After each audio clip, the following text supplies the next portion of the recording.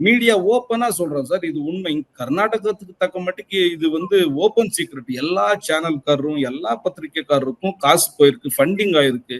In fact சொல்லணும்னா இங்க இருக்கிற எல்லா விஷுவல் மீடியா, எல்லா பிரிண்ட் மீடியாவோட எடிட்டர் போஸ்ட்ல இருக்கிறவங்க எல்லாருமே பிராமின். இங்க இந்த கோயிலோட அட்மினிஸ்ட்ரேஷன்ல இருக்கிறவங்க எல்லாருமே பிராமின் தான். ஜாதி ஒத்து போயிருது. இவங்களும் கேள்வி கேட்கறது இல்ல, காசு வாங்கி செட்டில் ஆயிடுறாங்க.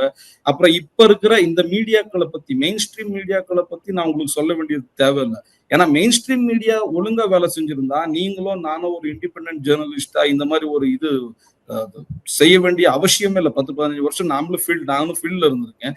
நான் எதுக்கு இண்டிபெண்டன்ட் ஜேர்னலிஸ்டா ஆக வேண்டிய அவசியம் என்ன இருக்குது? நம்பர் 1 டிவில இருந்திருக்கேன், நம்பர் 1 சேனல்ல இருந்திருக்கேன். எதுக்கு நாங்க வெளியே வந்திருக்கோம்னா இவனுங்க எல்லாம் சொம்படிக்கிறவங்க.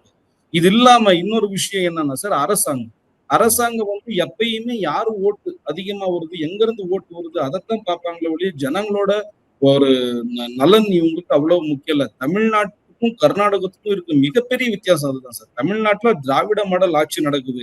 100 வருஷத்துக்கு முன்னே பெரியார் சாமி இல்லைன்னு சொன்னாரு. சாமி இல்லைன்னு சொல்லியும் தமிழ்நாட்டுல ஜெயிக்க முடியும். இந்தியாவிலேயே கோபுரமா அதிகமா இருக்கிற ஸ்டேட் தமிழ்நாடு தான். மிகப்பெரிய ஆஸ்திகர்கள் இருக்கிற ஸ்டேட் தமிழ்நாடு தான்.